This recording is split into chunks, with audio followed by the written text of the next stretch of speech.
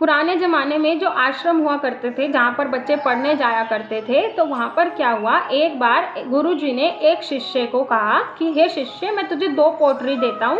एक पोटली तुझे हमेशा अपने आगे रखनी है और एक पोटली हमेशा तुझे अपने पीछे रखनी है, ठीक है। तो शिष्य को गुरुजी की ये बात बहुत अच्छे से याद थी। तो शिष्य जब भी कहीं जाता तो उस पहली वाली पोटली पर ही ध्यान देता। पहली पोटली में सब कुछ उसके बारे में था और दूसरी पोटली में पीछे दुनियादारी थी। लेकिन ये बात शिष्य को नहीं पता था, शिष्य को नहीं पता थी।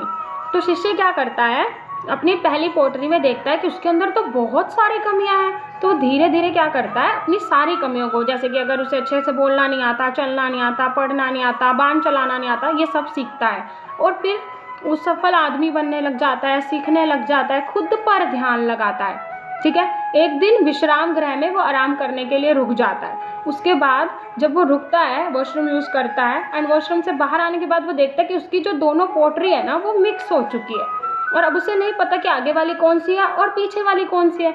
इसलिए वो क्या करता है, गलती से आगे वाली पोटली पीछे और पीछे वाली पोटली को आगे टांग लेता है।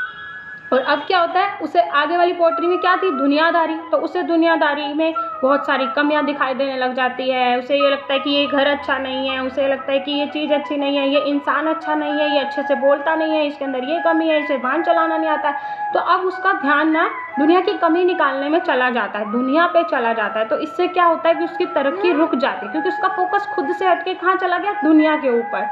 तो वो गुरुजी को जाके बोलता है, गुरुजी मेरी तरक्की रुक सी गई है, मैं बहुत परेशान हूँ, ये मेरे साथ क्या हुआ।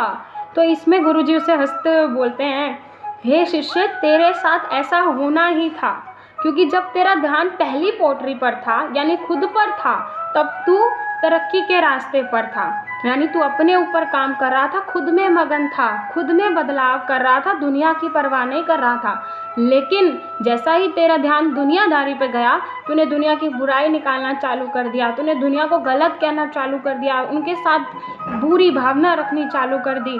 उन्हें क्या हुआ कि तुझे खुद पे घमंड आ गया, तेरी तरक्की रुक गई शिष्य, क्योंकि तूने अपने से ध्यान हटाकर दूसरों पर ध्यान लगाना स्टार्ट कर दिया।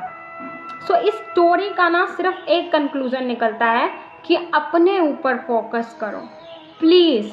आप जितना दुनिया के बारे में सोचोगे ना, अच्छा बुरा गलत सही, चाहे वो आपको कह रहे हैं चाहे आप उनके बारे में, इससे आपकी लाइफ का फोकस हिल जाएगा और आप अपने आप को इम्प्रूव नहीं कर पाओगे किसी को बुरा कहकर। So please focus on your self. आप जितना ध्यान अपने ऊपर लगाते हो ना, कहते हैं ना चेंज अंदर से आता है, और आप अपने अंदर चेंज करो और आपको अपने आप दुनिया बदलती हुई दिखाई देगी। आज का यही लेसन था कि अपने ऊपर ध्यान दो, अपने ऊपर। Bye bye and thank you so much. Radhe Radhe.